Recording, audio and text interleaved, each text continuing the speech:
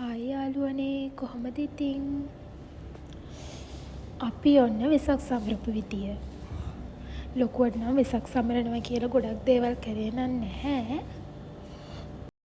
අපිට පුළුවන් විදියට වෙසක් පොයටත් කලින් ලැබුණ පුංචි නිවාඩු පාඩුවේ අපි වෙසක් කූඩුවක් හැදුවා.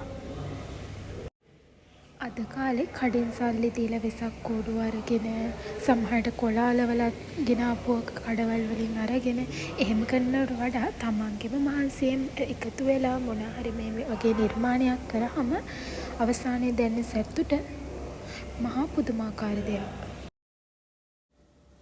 මේ එන්නේ නම් අපේ ගෙදර පාළුව නැති කරන චූටි බව් පැටියා. එයා දැන් ඉක්මනටම ලොකු වෙනවා.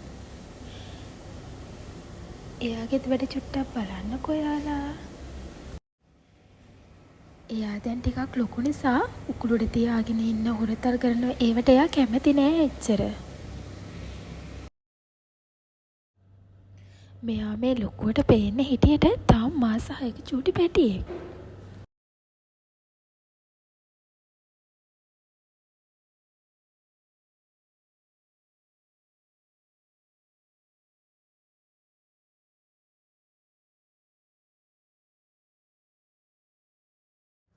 මේ පාර අපි වෙසක් කූඩු හැදුවේ උණබට වලින් නම් නෙමෙයි.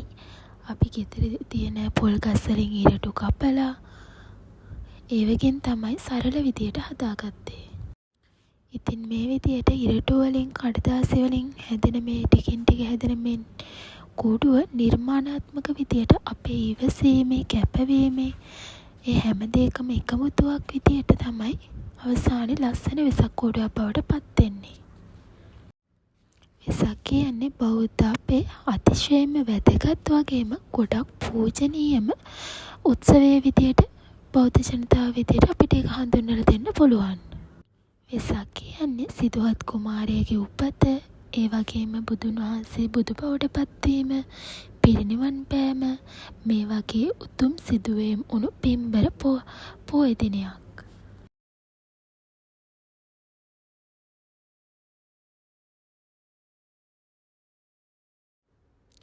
ඉතින් වෙසක් පොයට බෞද්ධ ජනතාව මේ වගේ ආමිස පූජාවන් වගේම ප්‍රතිපත්තිමය පූජාවන් සිදු කරනවා.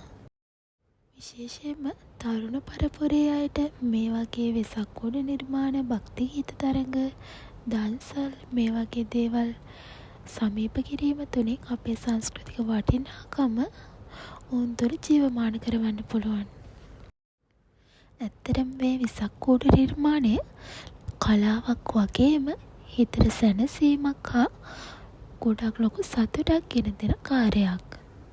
විශේෂයෙන්ම තමන්ගේ අතින් හදපු කූඩුවක් මුලින්දම්ම නිර්මාණය කරලා ඒකේ ලස්සන බලද්දී ඇත්තටම ගොඩක් ලොකු සතුටක් හිතට දැනෙනවා. සමහර විට මගේ වීඩියෝ එක ගොඩක් දිගයි වගේ ඔයාලට තේරෙනවා ඇති. ඇත්තටම මේ චූටි වීඩියෝ ක්ලිප් ටික මම මගේ වීඩියෝ එකට එකතු කරගත්තේ දවසක අපිට ලස්සන මතකයන් විදියට ඉතුරු වෙන්නේ මෙන්න මේ දේවල් විතරයි.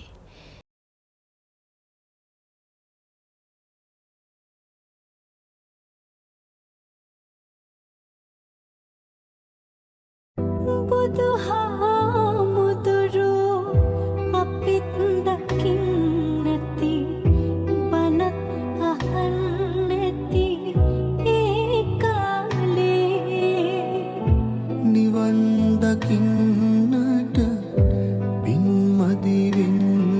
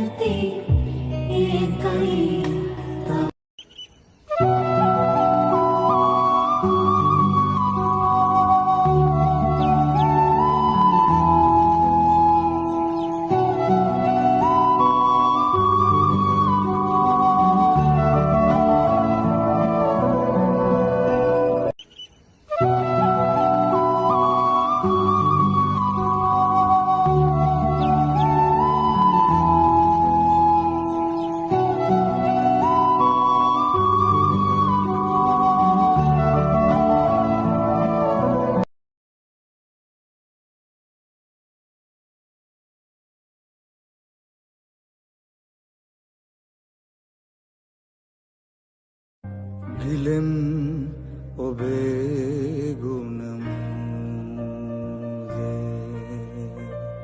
වෙන්දිම් ඔබේ දම්සාදී වදින් වදින් ඔබ පාදේ තිලුවක බුදු සමිදේ.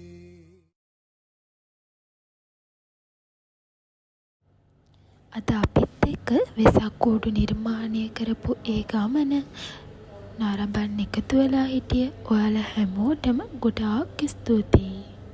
අද නම් මම ඔයාලට අරගෙන ආවේ ලස්සන මතක සටහන් කීපයක එකතුවක් වුණත් තවත් ඉස්සරහට ඔයාලට ප්‍රයෝජනවත් වැදගත් නිර්මාණ අරගෙන එන්න මම බලාපොරොත්තු වෙනවා.